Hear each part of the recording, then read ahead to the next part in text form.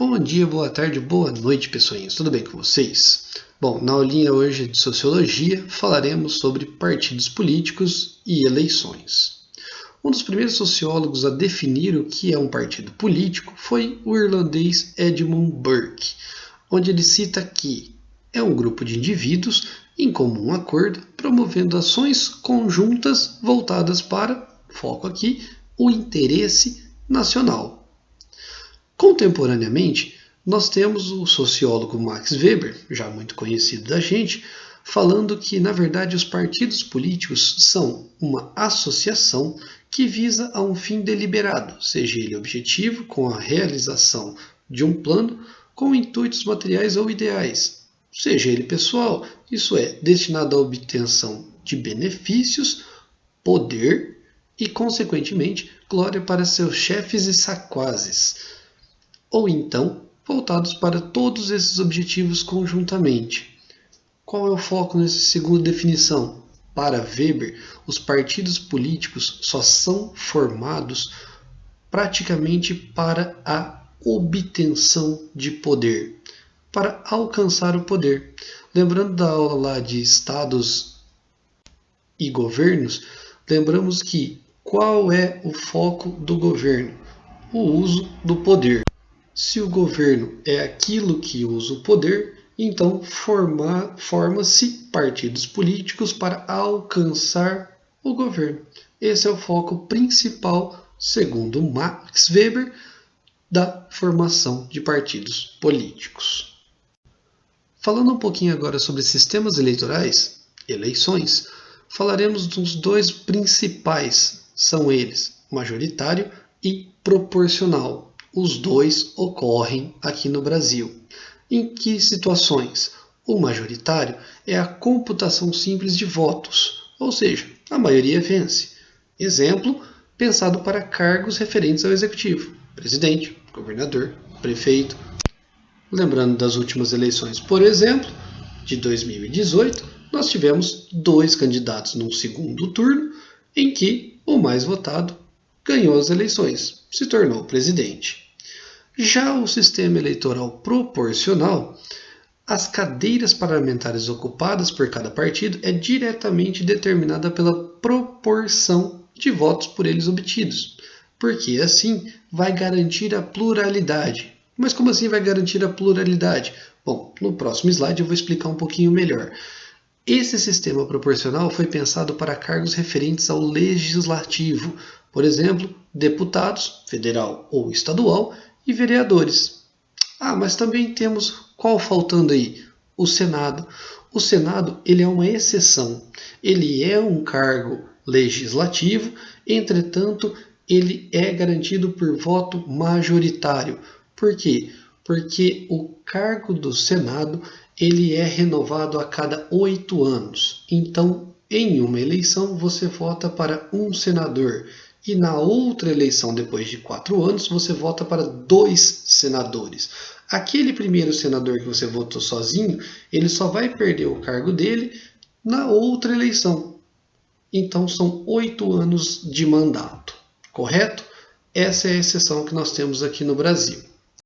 Bom, tentando explicar então por que o sistema proporcional ele garante a pluralidade das cadeiras. Lembre-se desses dois conceitos principais, o quociente eleitoral e o quociente partidário.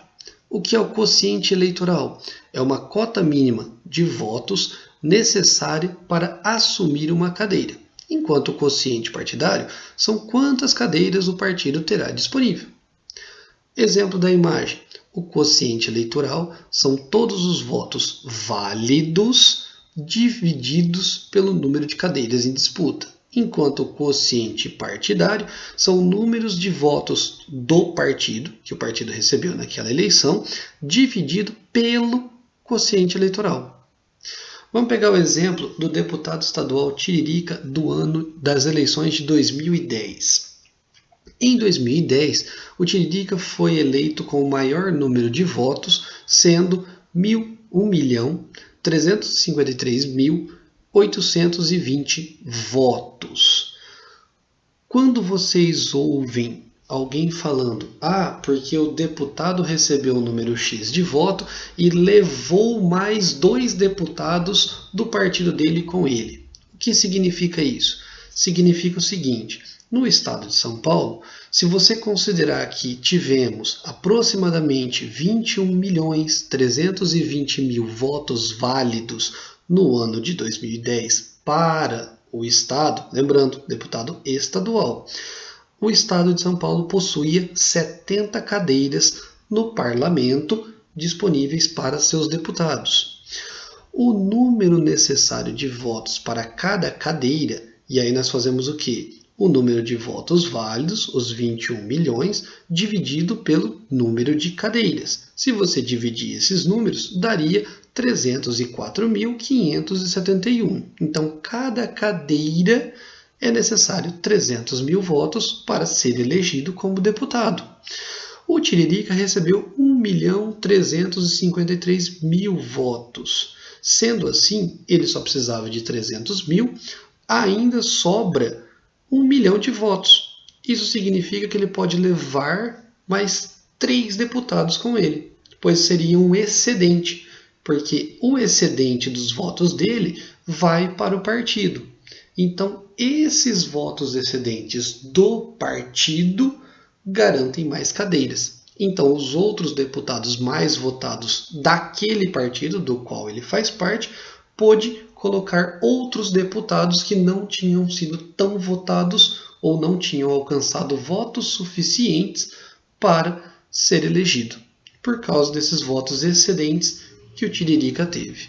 Então, voto de protesto não funcionou. Ele conseguiu levar outros 3 deputados do partido dele que não foram tão votados quanto. Mas então, como que isso garantiria a pluralidade dos votos?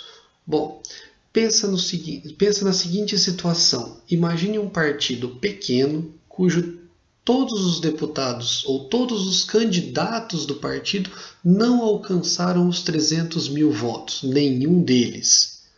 Se somado todos os votos de todos os candidatos desse partido der os 300 mil votos necessários para alcançar uma cadeira, o candidato mais votado daquele partido pode utilizar daquela cadeira para ele. Então isso estaria fazendo com que partidos pequenos ainda tivessem expressões possíveis para dentro da Câmara Legislativa. Isso garantiria que, no segundo ponto 2, por exemplo, as minorias teriam maior chance de conseguir uma cadeira parlamentar. Mesmo que nenhum dos deputados tenha alcançado os 300 mil votos, se somado todos os candidatos tenha dado uma cadeira, o partido é obrigado a mandar o seu candidato mais votado para aquela cadeira. Isso garantiria um grau de representatividade maior. Lembrando, temos 5 grandes pontos para lembrar essa questão da representatividade. O primeiro deles é que a igualdade eleitoral dos cidadãos. Todo voto possui o mesmo valor, independente de raça, independente de poder econômico, independente de credo, independente de sexo. Todo voto é unitário e possui o mesmo valor. O segundo nós já estávamos falando até agora. O terceiro, capacidade de eleger governos majoritários. Partidos pequenos podem se fortalecer através de coligações. Um partido pequeno que não tem expressão nenhuma, mas tem os mesmos ideais que um outro partido, eles podem fazer uma coligação e garantir uma cadeira a mais dentro do parlamento. 4. A relação entre representados e representantes. A maior diversidade, mais difícil esconder as irregularidades, ou seja, uma intensa fiscalização. Uma pessoa candidata que é mais próxima de você, você fica mais fácil de ter uma fiscalização sobre suas atitudes. Por quê? Porque você conhece a pessoa, você tem proximidade com ela, você tem mais intimidade, alguém mais próximo, alguém do seu bairro, alguém da sua cidade. Então isso faz com que você consiga ter uma relação de proximidade maior com ela.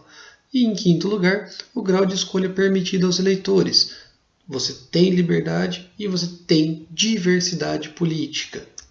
Lembrando, estamos no ano de 2020 e nós temos 33 partidos políticos. Nós temos partidos políticos de todas as vertentes políticas.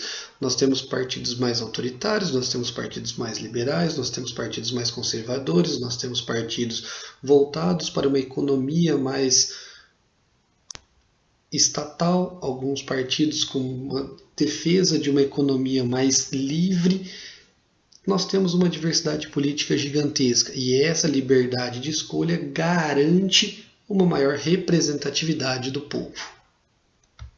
E por fim, mas não menos importante, devemos frisar um pouquinho sobre o artigo 77 da Constituição Federal, parágrafo 2, onde diz: será considerado eleito o candidato que obtiver a maioria absoluta de votos, não computados os brancos e os nulos.